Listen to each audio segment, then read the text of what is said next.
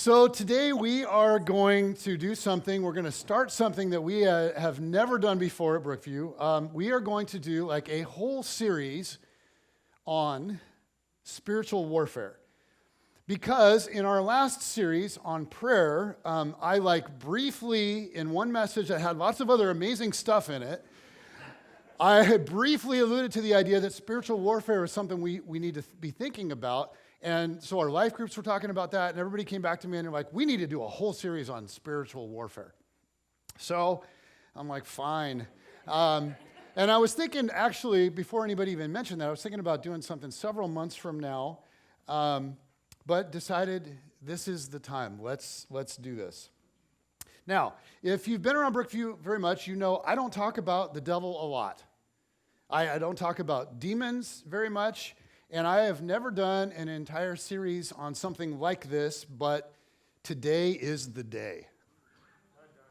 So, in the prayer series, this is what kicked off all the interest. I read a passage from Ephesians where Paul wrote this. He said, "Put on the full armor of God so that you can take your stand against the devil's schemes. For our struggle is not against flesh and blood, but against the rulers, against the authorities, against the powers of this dark world, and against the spiritual forces of evil in the heavenly realms." Paul says, there is evil in the world. Now, thank God, there is also good. And I think we can all feel and we can all see, if we look around, the presence of both. And we feel both of them not only out there, but in here. As Paul said, the good I want to do, this I do not do. No, the evil I do not want to do, this I keep on doing. So there is this evil that's out there, but there's also evil in here. And Jesus and the New Testament authors ultimately trace evil to three sources. They say you can trace it to three sources in our world: the world, the flesh, and the devil. Come on. To put words to this sense that we all feel of a fight, of a war of sorts in our society and in our own soul, they say these are the three sources of it. So, for the next several weeks, we're going to explore what Jesus said about this fight, this conflict, that we're all caught up in. And to start this series, I want to kick this off with the devil just because. So Jesus' most in-depth teaching on the devil comes actually in John chapter 8. And I want to read that chapter to get us into this series. Jesus here is teaching his disciples, but as is often the case, there's a larger crowd, and then kind of beyond that larger crowd, there are religious leaders everywhere listening and kind of critiquing. And they're listening in. So here we go. We're starting with verse 31, John chapter 8. And it says, to the Jews who had believed him, to the ones who were in with Jesus, Jesus said, if you hold to my teaching, you are really my disciples or apprentices. Then you will know the truth, and the truth will what?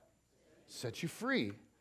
Now, Jesus has been talking directly to his disciples, but now the crowds and the religious leaders chime in and they start objecting. They answered him, we are Abraham's descendants and have never been slaves of anyone. Really? Have you read the Old Testament? How can you say that we shall be set free? Jesus replied, very truly I tell you, everyone who sins is a slave to sin. Now a slave has no permanent place in the family, but a son belongs to it forever. So if the son sets you free, say it with me, you will be free indeed. And Jesus continues. He says, I know that you are Abraham's descendants. Thank you for that. Yet you are looking for a way to kill me because you have no room for my word. I am telling you what I have seen in the Father's presence, and you are doing what you have heard from your father. And so we're left to wonder, who's their father? Abraham is our father, they answered. If you were Abraham's children, which is Jesus for wrong answer. If you were Abraham's children, said Jesus, then you would do what Abraham did. As it is, you are looking for a way to kill me, a man who has told you the truth that I heard from God. Abraham did not do such things. You are doing the works of your own father. And again, we're thinking, who is their father? They say, we are not illegitimate children. The only father we have is God himself. Now, the Greek word translated illegitimate children was actually, that's a very polite way to translate that. It was much harsher, and this is an innuendo that they're making about Jesus' parentage, about how Jesus was born out of wedlock. They're implying, we are not the bastards like you are, Jesus. The only father we have is God himself.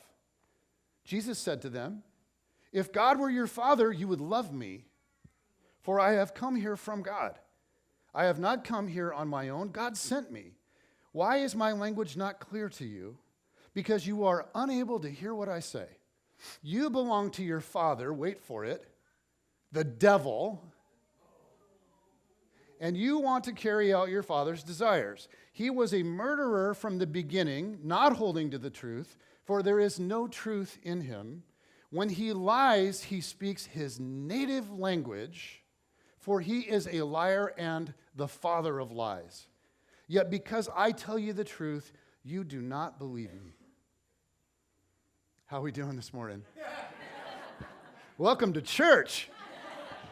I'm so happy that you are here. Give me a bullhorn. Let's go. Yeah. So right out of the gate, let's just notice a few things about Jesus' take on the devil. First off, for Jesus, let's start here. There is a devil. The Greek word translated devil means like the slanderer or accuser. The devil is one of many names used by Jesus and the New Testament writers for a creature that we read about all through the scriptures.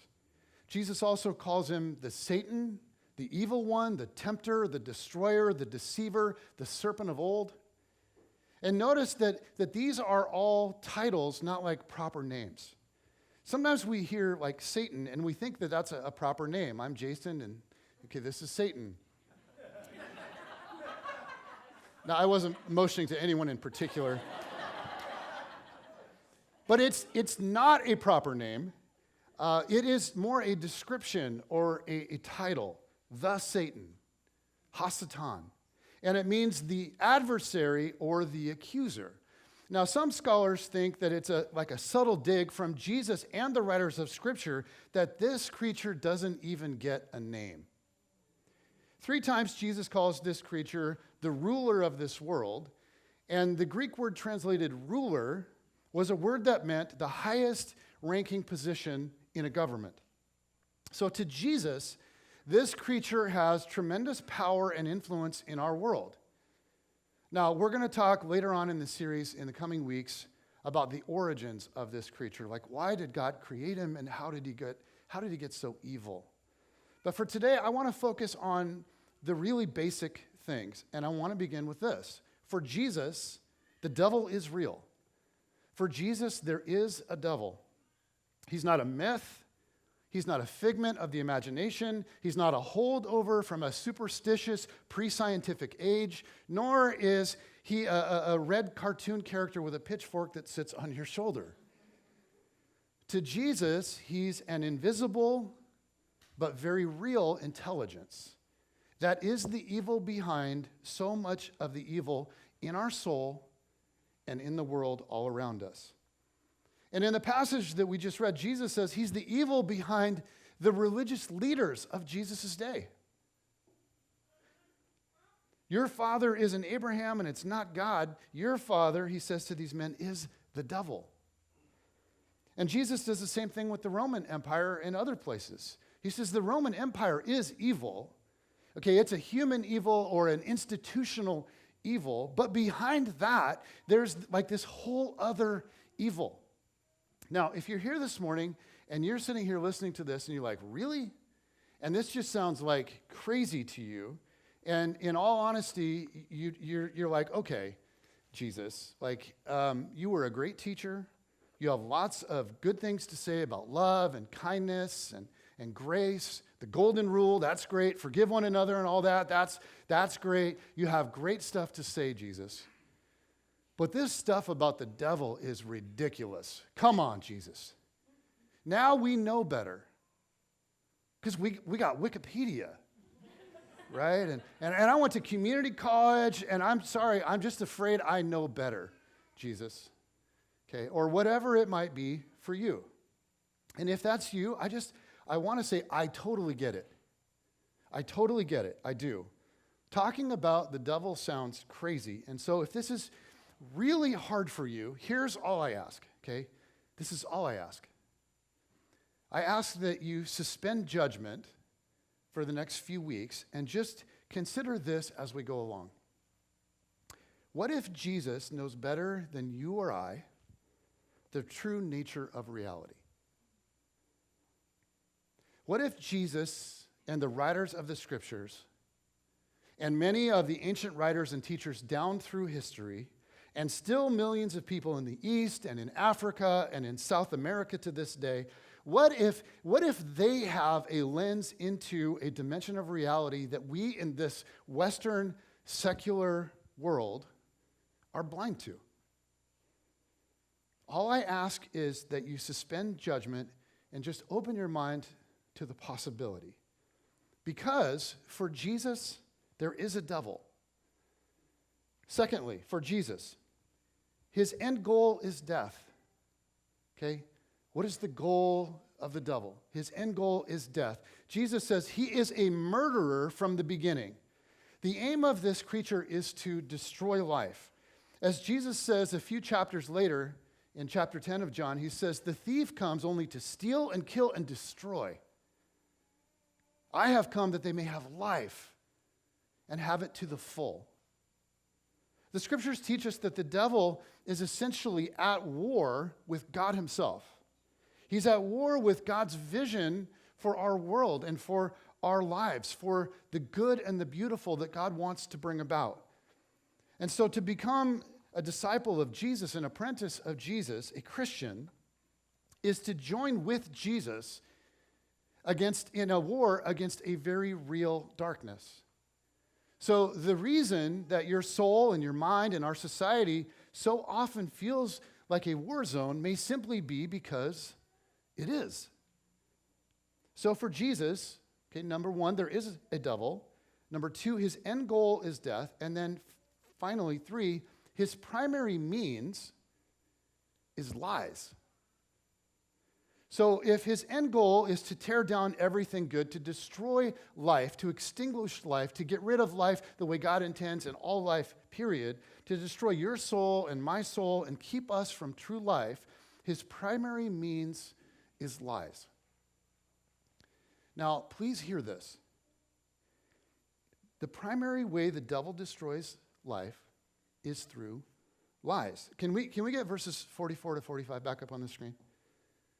Jesus calls the devil the father of lies, like the origin point of deception itself. In fact, Jesus says lies are his native language. And I think the reason we're going to make a big deal about this is because I think we really need to get our minds around this. Because this is not how most of us think about fighting the devil. We often refer to this fight or this struggle with evil as spiritual warfare. But it's interesting the way many Christians think about it. Like something happens, right? Something happens and it seems it's like a bad thing. And we look at it and we go, aha, look at what Satan did. Jen's dad is like an amazing man.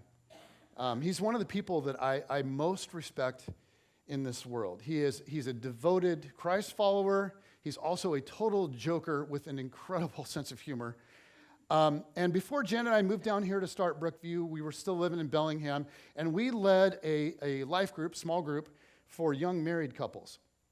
And Jen's dad had this habit of always calling us in the middle of our group.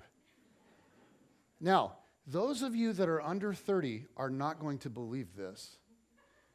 But in 1998, we didn't have cell phones with like silent vibrate features. Okay, but we did have this groundbreaking, amazing technology called a caller ID. So the phone would ring, and everyone in the group would go silent. And this happened like 5 weeks in a row. The phone would ring, everyone would go silent. Jen would look at the caller ID and see that it was her dad. And for the first few weeks, she's like, Dad, hey, we're right in the middle of our group. He's like, oh, sorry. So, but then like the third and fourth and fifth times that it happened, he knew but had forgotten that we were leading our group. And so Jen would answer the phone and say, yes, Satan. And her dad would freeze on the other end. He's like, oh my gosh, it's your group night. I did it again. I'm so sorry. Oh my gosh, may the Holy Spirit bless you. Bye. Right? So this illustrates how Christians often think about spiritual warfare. Like we think like every problem or distraction or roadblock to me achieving my goals, especially if they're like Christian-based goals, well, then that must be Satan. And so you listen to people talk sometimes, right? And it's like, you're talking to a guy and he's like, man, I was under attack this week from the devil. Really? Wow. Like, that sounds serious. What went down, man? Well, my alarm clock didn't go off and I overslept on Thursday and I missed an important meeting at work. You're like, wow, that was Satan. Are you sure? Yeah, definitely Satan. I was under attack all week. No, man, it gets worse. I was on the drive to church and I got in a fight with my wife. It was Satan. And you're like, I think that was just you, man. Right? I'm not sure you should blame Hasatan for that one. Or like, I got a flat tire on my way and you're like, okay, but like maybe it was just a flat tire. So when we think of spiritual warfare, we can like drum up in our minds all this Christian paranoia, or we can limit it to something like an exorcism that we read about from the Gospels, right? Like something that some of you saw in the Exorcist movies. Or maybe we think of some kind of affliction, like a disease that just comes out of nowhere, or a natural disaster, maybe a tsunami or an earthquake or something like that. Or maybe we envision a demon freaking out a little girl in the middle of the night. So we have these ideas about how the devil wages war in this world. And I will say this, there may be some truth in all of that stuff. I'm absolutely not saying that none of that is real or could be happening. Here's all I'm saying, and please hear me on this. In Jesus' most in-depth teaching on the devil, he doesn't mention any of that. Instead, it's an intellectual debate with the thought leaders of the day, and the discussion is strictly about truth and lies. Jesus says, you belong to your father, the devil. And I'm going to put that in the top 10 things I do not want to hear Jesus say to me. And you want to carry out your father's desires. Remember, he's speaking to religious leaders. He was a murderer from the beginning, not holding to the truth, for there is no truth in him. When he lies, he speaks his native language, for he is a liar and the father of lies. Yet because I tell the truth, you do not believe me. So let's step back 30,000 feet. For Jesus, number one, there is a devil, and he has tremendous influence in our world. Number two, his end goal is death, the death of souls, the death of relationships, the death of societies. Number three, his primary means is lies. His primary strategy against you, your family, our society, is lies. The demon, the disease, the flat tire on the way to church, all of that is like third or fourth or fifth tier stuff. It doesn't mean that he doesn't engage in that stuff sometimes, but it is not his primary weapon. His go-to strategy, his signature move, his MO is lies or deception. Therefore, Jesus sees spiritual warfare as primarily a battle to believe truth over lies. While it encompasses many things, it's primarily a fight to believe truth over lies. Now, before we move on to the next thing, let me clear something up. Some of you might be really wondering. In fact, you may have tuned out and not heard anything I said because you're going, wait, why did Jen answer the phone when her dad called in the middle of a small group? Why didn't she just let him leave a message? And again, if you're under 30, this makes no sense to you. But in 1998, there were these things in everybody's homes called answering machines. Yes, and if you let it ring too long, the answering machine would pick up and you would hear, everyone in the room would hear the message, you've reached the Huguenons, please, and then everyone in the room would hear the person leaving the message. Do you guys remember that? Oh, man. So Jen's dad is a very colorful guy, and he likes to go on, rants. So he would love to leave these insanely long, very colorful messages. And because we had no idea what he might say, and everyone in the room could hear it, it was actually less distracting to pick up the phone and say, "Yes, Satan." Okay, back to spiritual warfare. The devil's go-to strategy is lies or deception. And so spiritual warfare is primarily a battle, then, to believe truth over lies. And this leads us to a question that's been asked by a lot of people. It's the question that Pilate asked Jesus when Jesus was on trial. What is truth? What is truth? The best definition I know of truth is that truth equals reality. Truth is that which corresponds to reality. And so then what is a lie? Well, if truth equals reality, then lies equal unreality. When we say or accuse someone of telling a lie, what we mean is, that statement or that claim or that tweet, that whatever, does not correspond to reality. And many of you know that I'm an only child. Which explains a lot. Are there any others of you in here? Oh, man. I see it. Now, we're special people, aren't we? Yes, we are. We're different. And how we grew up is different. Let me tell you what's different about it. See, if you had siblings and you broke something, or you spilled something, or you ate something, right? And your parents asked, who did it? You had some cover, right? Those of us that are only children, we were stuck. It's hard to find someone else to blame. So as an only child, I invented an imaginary friend named Charlie. And I think that my parents felt so bad for me being an only child and all, that they treated Charlie as if he was a part of the family. And so it was my job every night to set the table for dinner, and I would set a place at the table for Charlie. And I tried to get Charlie to eat my vegetables. Turns out Charlie doesn't like vegetables either, so I was still stuck. But amazingly, my parents, they went along with this whole Charlie thing. It lasted months and months and months. But finally, when I got my driver's license, so I'm 3 or 4 years old, and they're going along with this thing, and they were going along, and then Charlie did something evil. Charlie put sand in the gas tank of my stepdad's riding lawnmower. Now, my parents thought I did it, but I insisted it was Charlie. And unfortunately, Charlie died a quick death that day.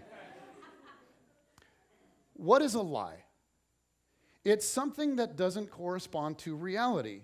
Charlie didn't correspond to reality, but no one cared. It was kind of cute until Charlie started doing evil things. So truth is reality, and lies are unreality. Now, we all live from what psychologists call mental maps of reality. In some instances, they're literal maps of geography. such as the route to work or school where many of you will go tomorrow. So right now, in your mind's eye, you probably have a mental map of how to get from where you live to the office or job site or your class. And if your mental map is true, if it corresponds to reality, then you can navigate yourself tomorrow to where you need to be. But if your mental map is a lie, if it does not correspond to reality, then you will end up lost in Bothell or wherever, or late or work or absent from school and in all kinds of trouble, right? Now the thing is, in the same way that we all have mental maps for our route to work or school, we have mental maps for all of our life. We have mental maps for sexuality. We have mental maps for money, for love and relationships and marriage. We have mental maps for what good parenting looks like. We have mental maps for how friendship should work. We have mental maps for how best to use our time, for how to navigate our career, for how to enjoy vacation, for what life is ultimately all about. We navigate every arena of our lives by using one type of mental map or another. And our mental maps are no more than just collections of ideas. So what are ideas? Well, ideas by definition are simply assumptions about reality.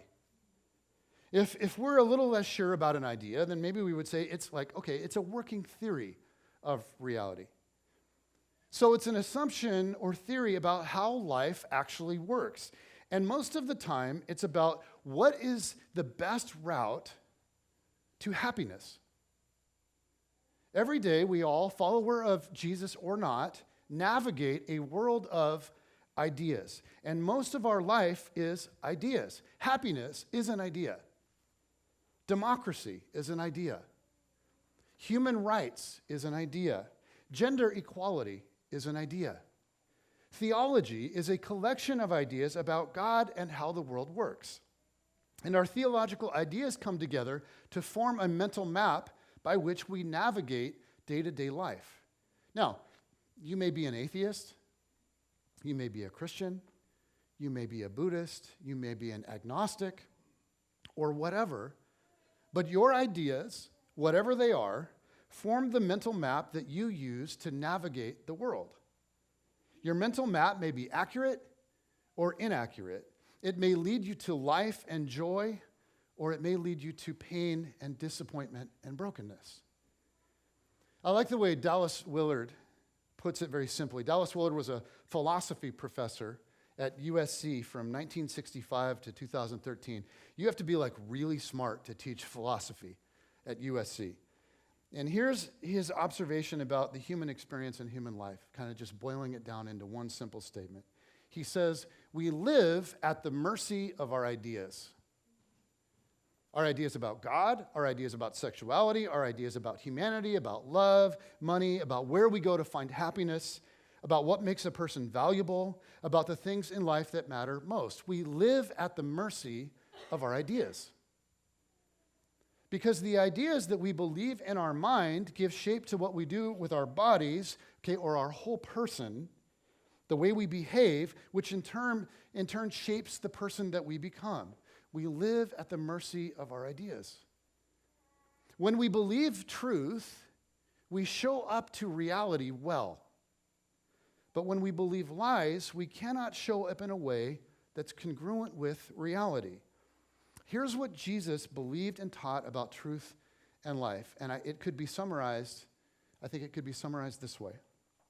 The more our mental maps align with reality, the more we will discover life. The more we navigate life by mental maps that are off, the more we will struggle to experience life as God intends for us. So let's go back to the devil for a second and think about what he's doing in the world. Jesus calls the devil a liar. He calls him the father of lies. Now, by using this title, Jesus is referencing the story in Genesis chapter 3. Okay, you know the one with the talking snake? Okay, all of us, like on some level, know the one about the talking snake. And we're going to look more in depth at that story next week.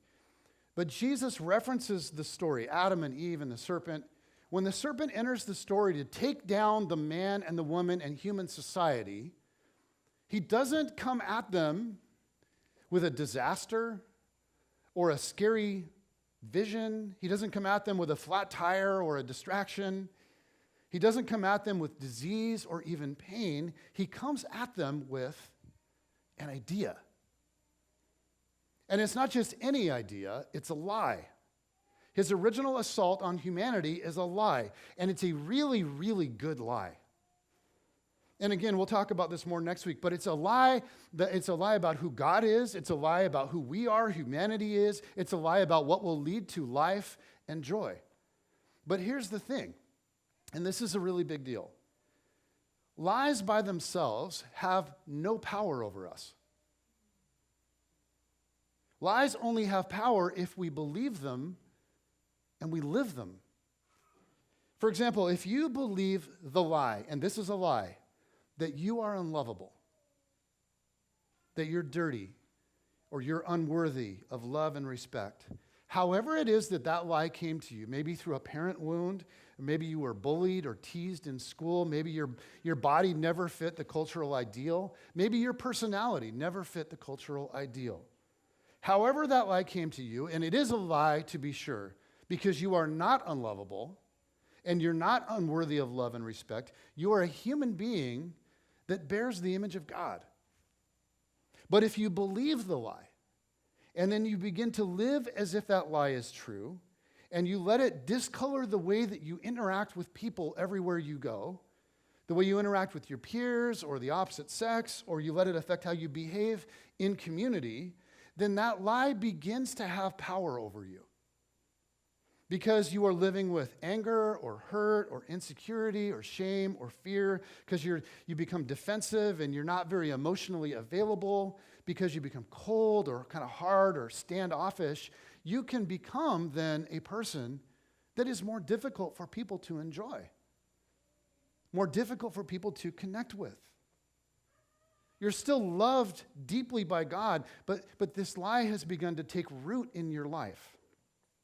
Another example. If you believe the secular idea that you are nothing more than an animal with time and chance on your side,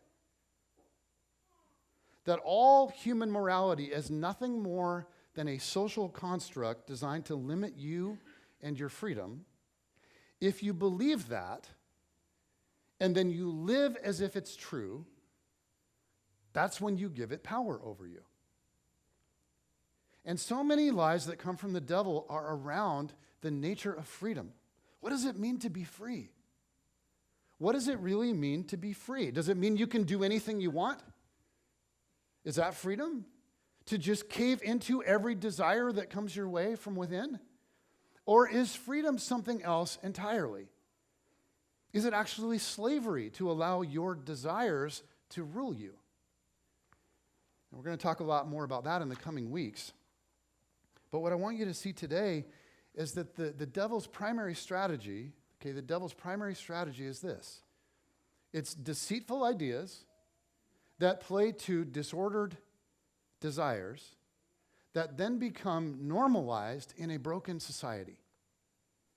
Let me say that again, because this is a big idea, and this will run all throughout this series. The devil's primary strategy, not his only strategy, his primary strategy is deceitful ideas that play to our disordered desires that then become normalized in a broken society. And this is important. It isn't just deceitful ideas or lies that have no emotional value. You know, it's not like the devil is in your ear going, Elvis is alive. Right? Believe it. Believe. Live as if it's true. Right? Okay, that may be a deceitful idea. It may be a lie. It may be not true. The thing is, well, I don't know about you, maybe that's a big deal. For me, I'm not emotionally connected to it. It doesn't feed that part of my soul that's broken and wants to resist God. If Elvis is alive, it has no real bearing on my life. Maybe more good music, maybe, or something. I don't know. Who cares? So what are we talking about? We're talking about deceitful ideas, and hear this, that play to our disordered desires. More often than not, disordered desires for happiness. These are desires that appeal to what Paul called the flesh. And we'll talk more about the flesh as we go along. But we all have desires that take us away from what God wants for us.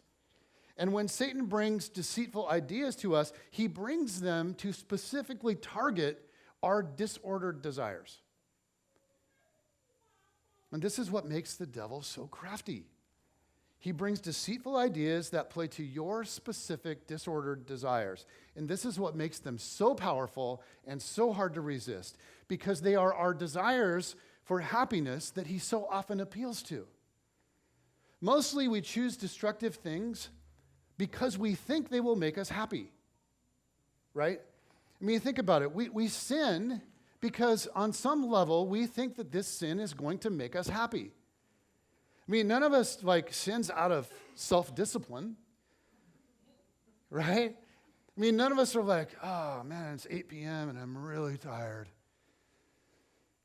but I need a lust. It's just the right thing to do, and so, I put it in my calendar because I'm trying to be disciplined, and I don't really feel like it, but I better have a lust. Right? No, we sin because we want to be happy. And we buy into a lie about what will make us feel good and what will help us get there.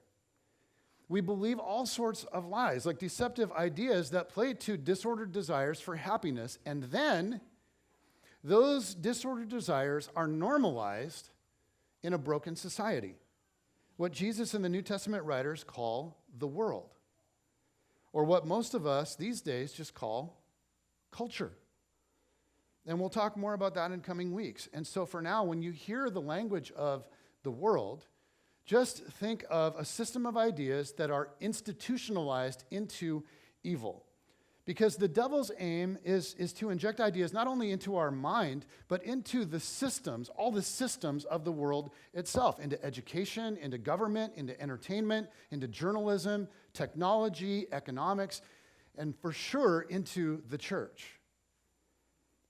I mean, think about it. Who is it that's in trouble with Jesus in the passage in John? Is it the flaming liberals?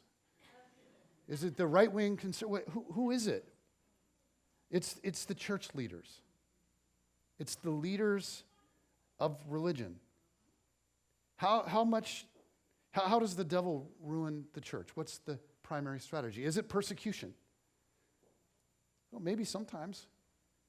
But mostly, it's from the inside, okay, with ideas, with deceptive ideas, lies that play to disordered desires, whether it's a racist desire, or a desire to subjugate and gain power over other people, or a desire for greed, or a desire for power or pride, whatever it is, all he has to do is get in there with a deceptive idea that plays to a disordered desire that then becomes normalized in a broken society. Ideas are his primary MO, not just for you and me, but for societies as a whole. Now, what does this look like if it just runs wild? What does it look like? Maybe some people would think of Sodom and Gomorrah. Here's another example. It looks like Nazi Germany. It looks like Nazi Germany. I mean, you think about it. Like prior to the two world wars, Germany was like the leader of Western civilization in many regards.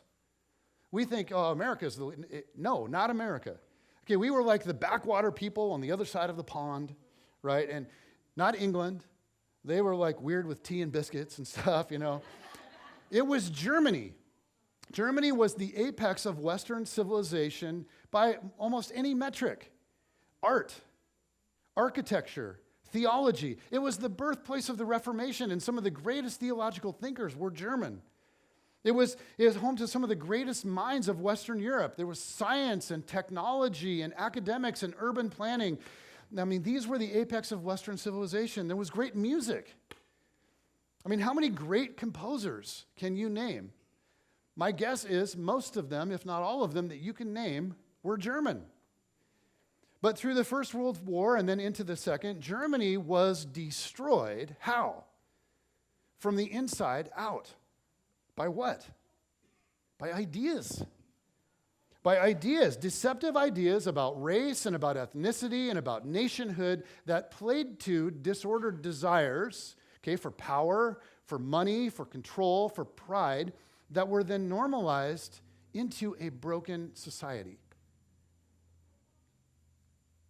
How did the church turn its back on the concentration camps? How did people turn their backs on that? And the crazy thing about Nazi Germany and about ISIS is that people do what they do not because they think it's immoral and don't care, but because they think it's more moral and they do care. So the really big question that affects everything is this: what do you believe is the right path to happiness? What is your mental map for how you will find happiness? For Nazi Germany, that map got normalized into a very dark society. Now, here's the problem with living within a society that has normalized certain things that are not good. It's much easier to recognize toxic ideas in a different society. I mean, it's obvious in other societies, right? In Nazi Germany, we're like, it's plain as day. How did they not see it? In the Middle East, where women are just subjugated, right? In China, where girls are aborted by the millions simply because female babies are valued less. And we can sit back and we can judge the other societies, but it's much harder to identify ideas that are toxic in our own because they seem so dang normal to us. And so it's easy to assume then that they must be true and they must be good. Guys, Jesus believed this with his whole heart. And this is the essence of it. He believed this with his whole heart. Jesus believed that God is inviting us into something beautiful that will breathe life into us. Jesus believed that there is a way to life and there is a way to destruction, many ways to destruction. Wide is the road to destruction, Jesus said, and many are on it. Narrow is the road that leads to life, and few find it. And contrary to the thinking of some Christians, Jesus didn't just come to die on a cross and free us from our guilt. He did that, and that matters a great deal. But also, he came to teach us a better way to live. He came to teach us the way of life, the way to life. Jesus came as a truth teller and invites us to become his apprentices.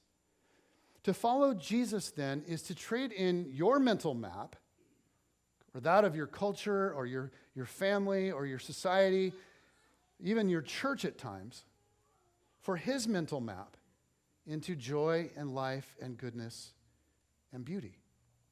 And this is why Jesus came not only as the Savior who would lay down his life, but also as a teacher, as the truth teller. Jesus came as a teacher and a truth teller, not as the general of an army. He called for apprentices, not soldiers. In John chapter 18, Jesus is on trial in front of the Roman governor Pilate. He's on trial because he's viewed as a threat to the Roman Empire. Think about that. And Pilate wants to know, do you claim to be a king? Jesus replies, my kingdom is not of this world. If it were, my servants would fight to prevent my arrest by the Jewish leaders, but now my kingdom is from another place. You are a king then, said Pilate. Jesus answered, you say that I am a king. In fact, the reason I was born and came into the world is to testify to the truth. Everyone on the side of truth listens to me. What is truth? Retorted Pilate. So if Jesus is a king, he's a very different kind of king. And keep in mind that in that time, the word king was understood to be a warrior. It was always understood to be a warrior at the head of an army. And it's interesting that pretty much everybody expected Jesus to become that. They all did. Like everybody, from Peter and John and all the disciples, to the Pharisees and the Sadducees and the temple leaders, to Pilate and to Herod. But here comes Jesus, who in his Sermon on the Mount implored that we employ nonviolence. And he taught it so compellingly that it inspired some of the greatest world leaders, from Gandhi to Martin Luther King Jr. to Nelson Mandela. Jesus chose the nonviolent way of love and grace and truth, and yet, make no mistake, Jesus is a warrior. And it's interesting because so many of the Old Testament prophecies of the Messiah, they describe this warrior king who overthrows oppression and injustice.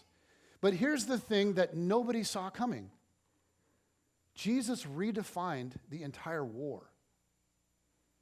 For Jesus, the real enemy wasn't Rome. The real enemy wasn't the corrupt leaders, religious leaders in Jerusalem. The real enemies were the world, the flesh, and the devil. Jesus identified the enemies behind the enemies, which is why Jesus could say to people very sincerely, love your enemies. Love people who oppose you. Love people who think differently from you.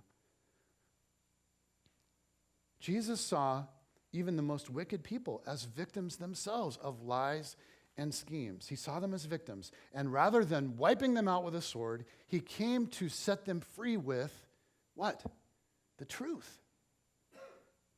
And this is why Paul wrote, put on the full armor of God so that you can take your stand against the devil's schemes.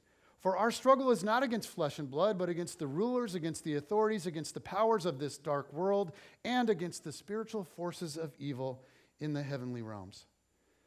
Jesus is inviting you and me to become disciples, apprentices of his way of life. It is the narrow way, to be sure. But what if it really does lead us to life? What if Jesus knows the nature of reality better than you or I? I guess I'll close with this. And I want you to hear me on this. You don't have to walk around in your life afraid of the devil.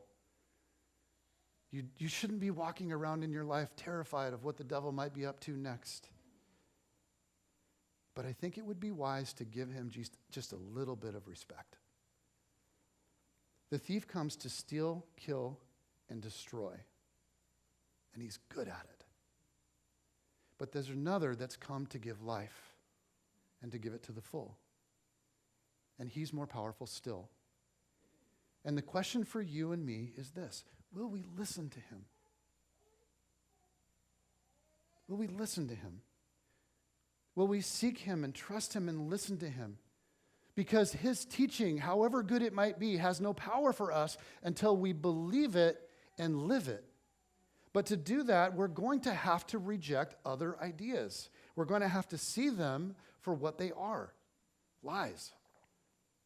You get to choose who you listen to. There are so many voices promising you life. Which of those voices are actually aligned with reality?